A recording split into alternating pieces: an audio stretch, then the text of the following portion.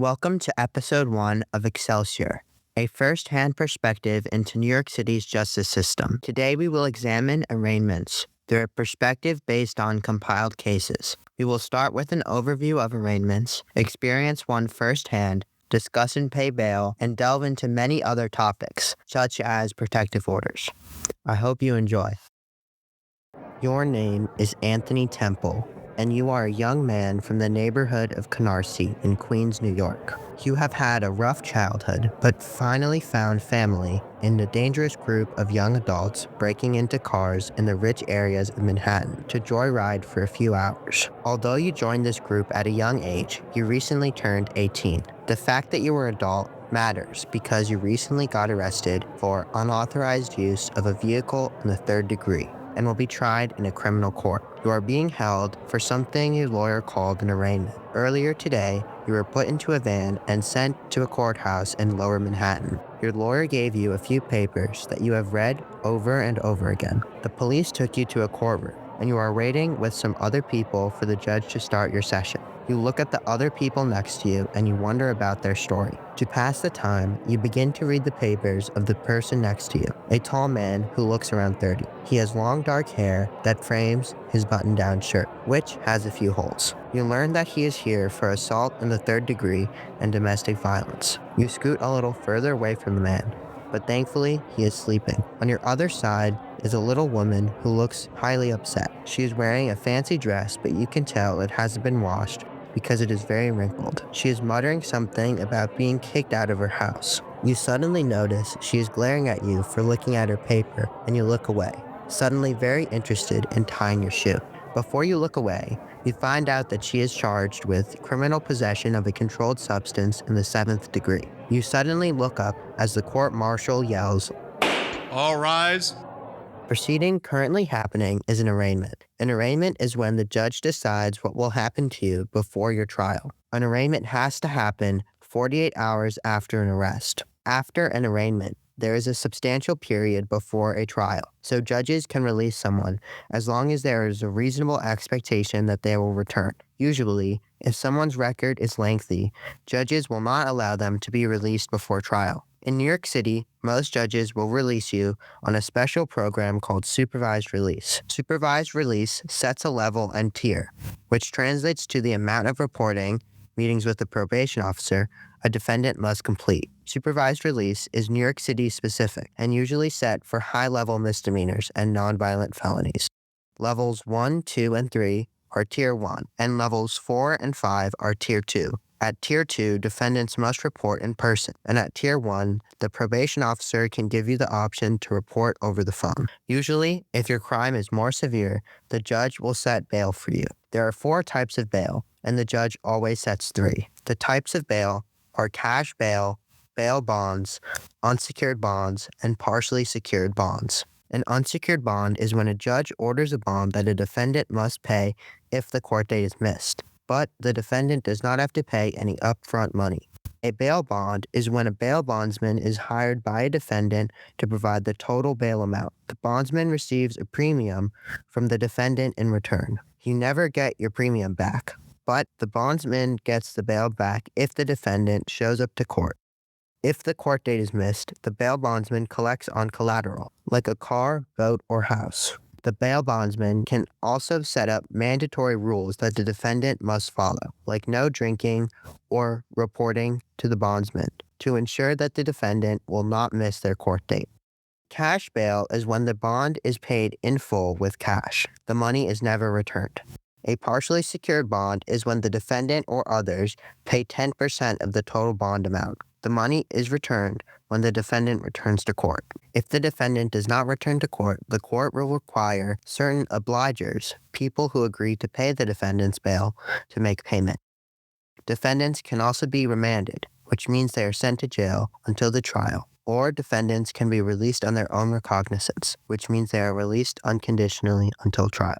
Additionally, protective orders are issued at arraignments and are put in place to protect a victim from violence. There are 2 different types of protective orders in New York City: full and limited. Full protective orders are issued when a judge determines that the defendant must not have contact with the victim because further violence will occur. Limited protective orders are issued when the judge determines that the defendant can have some limited contact with the victim, usually because of a child, without the risk of violence. However, the defendant cannot live with the victim. Very rarely, defendants will be sentenced to time served when the defendant was arrested for an offense that is arrestable, but usually non-consequential. This is usually done through a plea deal, which I will discuss later. The marshal calls the first name, Annette Watson, and the squat lady goes up to the stand first. She looks both frightened and annoyed. The judge greets her and reads her charges. Criminal possession of a controlled substance in the 7th degree. The prosecutor begins. Your Honor, the defendant in substance stated to Officer Fredrickson, "My husband gave me the pills. We are asking for the defendant to be put on supervised release." The lady looks up and then looks down again. Her lawyer whispers something in her ear, and she shrugs. The defense attorney says, "Judge, we are fine with Tier 1 supervised release." The defendant looks up at the judge, and you can tell she is sad. She opens her mouth to speak, but closes it when the marshal hands her a ream of paper, and her lawyer escorts her out of the room. The marshal calls the next name, Dante Grant, and the tall man walks up to the stand. The prosecutor begins. Your Honor, the defendant in substance stated to Officer Rodriguez, "You're right, I hit her. We are asking for the defendant to be put on supervised release and a full no-contact order issued with the victim." The defense attorney says, "Judge, given the fact that my client has a younger daughter with the victim, we are asking for a limited order." The prosecutor responds, Your Honor, the defendant brutally attacked his wife of 10 years. She has bruises on her neck and ribs. The judge says, all right, I'm going to grant supervised release. And on the issue of the protective order, I'm going to grant the full no-contact order. You can talk to your attorney about asking the family court judge for a limited order. The man looks incredibly disappointed. You wonder if you will look like the others who went before you when you get your release conditions. You know your charges are more severe. You hear your name, Anthony Temple, called, and you walk over to the stand. The judge peers down at you, and you look at your papers. She reads your charges of unauthorized use of a vehicle in the 3rd degree. The prosecutor states, Judge, due to the severity of the crimes, we are asking for the defendant's license to be suspended and bail issued in the amount of $100,000. Your lawyer gives you a pitying smile and says, Judge, we agree. The judge says, all right, I'm giving you the options of a $50,000 unsecured bond, a $10,000 partially secured bond, and a $5,000 bail bond. Your license is suspended. 3 options that Anthony Temple had might seem complicated, but let's see how much he would have to pay for each option.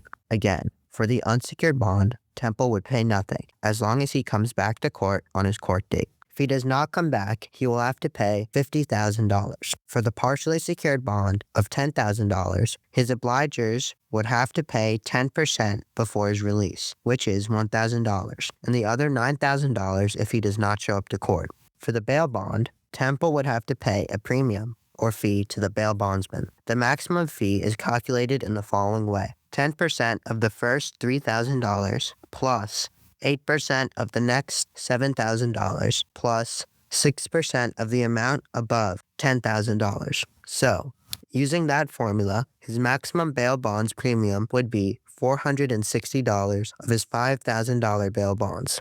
He would also have to sign a contract mandating certain requirements for his release, which are notoriously difficult. He would also need to find collateral that would cover 10% of the overall bail. To summarize, if Anthony Temple were to use a bail bondsman, he would have to provide a $460 maximum bail bondsman premium or fee, a signed contract, and a piece of collateral. For the partially secured bond, his obligers would need to pay $1,000, and for the unsecured bond, he would need to pay nothing up front. It is a few hours later, and you open a door to a small room full of people with worried looks on their faces. There's a counter in front of you with a glass barrier and an annoyed woman on the other side. There's a man with a suit sitting in the back of the room. You notice a bunch of people surrounding him. You walk up to the lady and you hand her a form that you filled out online using the jail computers and printer. She looks it over and confirms with you that you are choosing an unsecured bond. You agree and ask her who the suited man in the corner is. She tells you that he is a bail bondsman. A lot of courtroom clerks' offices invite bondsmen to come and advertise their business. Sometimes, judges will even point defendants in the direction of bail bondsmen because some people have no knowledge of bail procedure. Most of the time, an unsecured bond can be the best option because it does not require any upfront money as long as the defendant shows up to court.